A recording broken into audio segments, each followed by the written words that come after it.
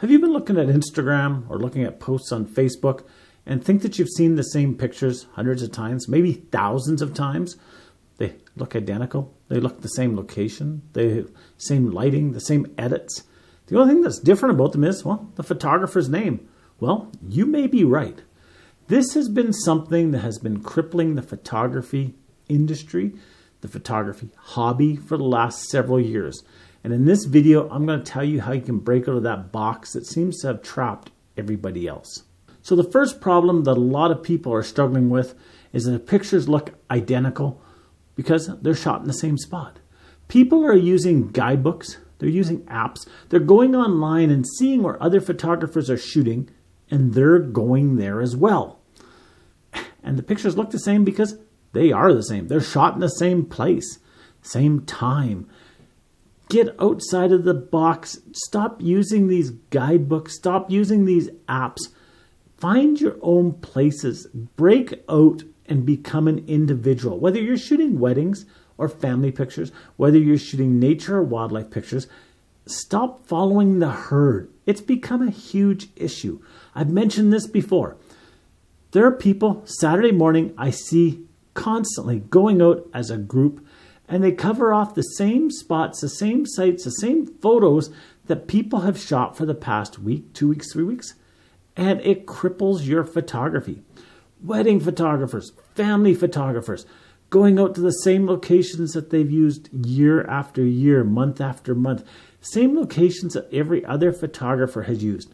I've seen fights happen on a Saturday because a photographer wanted to use an area because that was his area, and somebody else showed up to use that area because they saw the other photographer's work. Get out of that box. Find locations that aren't popular, that aren't being shot constantly. Get locations that are a little bit different, and this will make your pictures look so much better and will stand out from everybody else who, well, they look the same. Next, I think I possibly alluded to it before. Stop shooting at the same time every day. That 10 to 2 time frame that everybody seems to get out there. In fact, if you want to see how funny it is, go out to a nature area. Go to somewhere that's popular. And 8 o'clock in the morning, 9 o'clock in the morning, there'll be a couple people out there. Come 10 o'clock, 10:30, 11, the place gets packed. And it'll stay packed until 2 or 3 in the afternoon. Get out there at times of day when the lighting is different, when the sun's not up all the way, when there's longer shadows, when there's different clouds in the sky. It's not just in southern Alberta that we say the blue sky day. Get to locations when other people aren't there. Your pictures will look so much better. Stop using the same gear that everybody else is using, the same focal lengths of lenses. A few years ago, it was popular to have a 50 millimeter, the nifty 50. Everybody shot with it. Then came the 85, 1 point, whatever it was, 4, 1.8, 1.2, whatever it was. And everybody had to have one. Then came the next lens and the next lens. And try different lenses. In fact, one good challenge, whether you're a professional, whether you're an amateur, whether you're doing this for a living or whether you're doing this just as a hobby, is try and force yourself to do it different lenses. Now, I don't mean if you're doing a wedding to try a complete different lens and screw up the entire wedding. No. What I'm saying is take an extra lens that you usually don't use, shoot your regular pictures, and then try the new lens. If you're a nature and wildlife photographer, leave the 800 millimeter at home someday and take 100 millimeter. Take a macro lens and go out and start shooting some bugs and stuff like that. Break out of the box and become more an individual than just following the herd and picking the same lens, the same look, the same everything that everybody else is doing. Your pictures will look better for it. Presets, filters, different plugins to give you a look. There's no sense having the same look as every other photographer out there. There's no sense in having every one of your pictures look identical for years and years on end. And I know it can be expensive to buy these plugins. It can be expensive to buy all these different filters and all of this different stuff. I understand that. But you have to try something different because your stuff will look boring. A couple years ago locally, the big fad was either desaturated or black and white. There was hardly any color in some of the pictures. And I had so many people phone me up saying, is there any photographer in town that actually shoots a color picture? It got to the point where everybody shot the same thing. Everybody was using the same plugin, the same lookup table, the same whatever it was to get the pictures to look identical to everybody else's. And it was boring. So try something different. Use the stuff that you've been using before. Use the stuff you're comfortable with. But don't just give that. Give different looks to the images. Edit in a different way. Crop in a different way.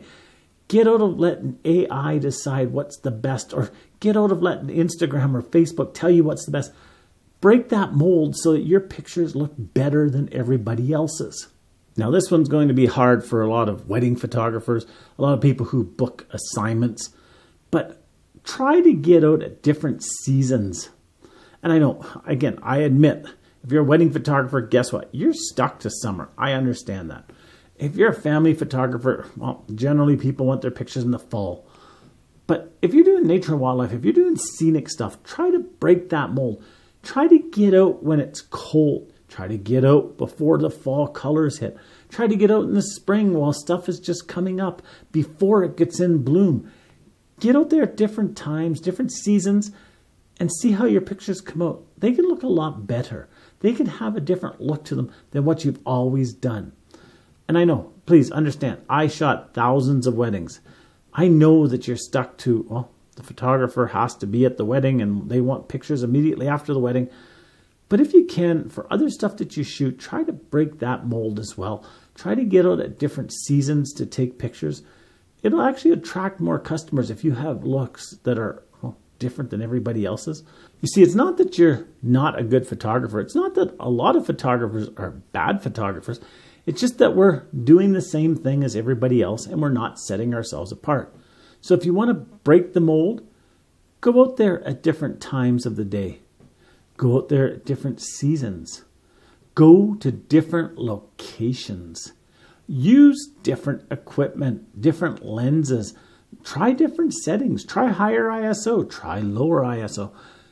Go to locations that, well, will set you apart from everybody else, and that you're not shooting that same tree with that same lens at the same time. By doing that, you'll be the person that will get people phoning them. They'll get people liking them online. That will be known for being different than everybody else. And don't worry, people are going to follow you. You're going to have to keep changing. But if you're in the lead, it's a lot easier for your business, for your hobby to look better than everybody else's, because they'll be struggling to keep up with you. So until next time, get out there, take some pictures, take the pictures that other people aren't taking, and just be the one that's not following the herd with everything that they do. So we'll talk to you next time. Have a great day. Bye-bye now.